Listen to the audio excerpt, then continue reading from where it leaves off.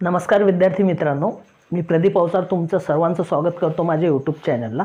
बघा, आपल्याकडे एक प्रश्न आहे जो की विचारण्यात आला होता STI 2012च्या परीक्षेमध्ये। आणि प्रश्न काय होता की जिरंड इज म्हणजे जिरंड काय आहे की जिरंड म्हणजे काय असते। ठीक आहे, पहिल्यांदा तर हे समजून घ्या, जिरंड म्हणजे काय असते। क्रियापदाचे तरतम भाव हे समजून घेऊ आपण।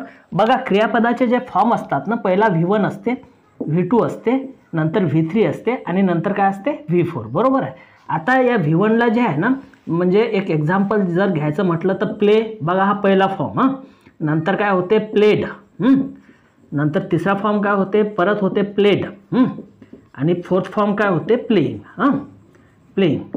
आता लक्ष द्या इकडे, बघा हे जे पहिलं फॉर्म आहे ना याला म्हणतात प्रेझेंट फॉर्म, जे सेकंड फॉर्म आहे ना क्रियापदाचं पेड याला म्हणतात पास्ट फॉर्म, थर्ड फॉर्म जे असते ना याला म्हणतात पास्ट पार्टिसिपल, आणि हे जे प्लेइंग असते ना चौथं फॉर्म जे की क्रियापदाच्या फर्स्ट याला आपण ING लावून बनवतो त्याला म्हटले जाते प्रेझेंट पार्टिसिपल। आणि या प्रेझेंट पार्टिसिपललाच काय म्हणतो आपण माहित आहे का, याला म्हणतो जिरंड।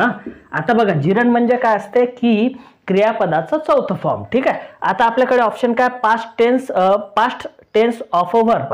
आता जर का जिरंड म्हणजे काय की आपण काय बघितलं, प्लेइंग हे तुमचं जिरंड आहे, म्हणजे प्रेझेंट पार्टिसिपल म्हणजे तुमचं जिरंड होते। ठीक आहे, इथं past tense of a verb म्हणजे काय की सेकंड फॉर्म म्हटले आणि हे चुकलं। त्याच्यानंतर पास्ट पार्टिसिपल म्हणजे हे याला जिरंड म्हणायचं काय नाही आहे। थर्ड मध्ये बघा ING form of a verb, म्हणजे क्रियापदाला ING लावल्यानंतर जो प्रकार होते ना त्याला आपण जिरंड म्हणतो। म्हणजे आपला आन्सर काय होणार आहे, 3 नंबरचं जे आहे ना आपलं उत्तर असणार आहे। आणि चौथं काय होतं, future tense of a verb, म्हणजे क्रियापदाचा फ्युचर फॉर्म।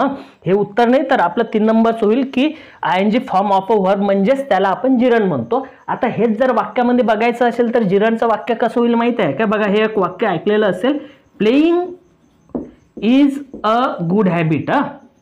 बघा बघा विद्यार्थी मित्रांनो, बघा हा प्ले आहे, प्लेच्या आधी कुठलं हेल्पिंग वर्ब आलेलं आहे का, नाही आलेलं। ठीक आहे, आणि हे काय होतं, प्ले तुमचं फर्स्ट फॉर्म आहे याला ING लावलं। आपण जनरली काय म्हणतो की वाक्याची सुरुवात सब्जेक्ट न होतो, सब्जेक्टच्या जागी काय येते, नाउन किंवा प्रोनाउन येते। हे बघा हे आपलं होतं वर्ब आणि हे काय होतं आपलं हे ऑब्जेक्ट। ठीक आहे, मग जर का असं जर का एखादा सब्जेक्ट असेल की जो क्रियापद फॉर्म मध्ये असेल, मग आपण चेंज तर नाही करू शकत, त्याला ING लावा। ING लावलं म्हणजे ते काय होते, जिरंड होते।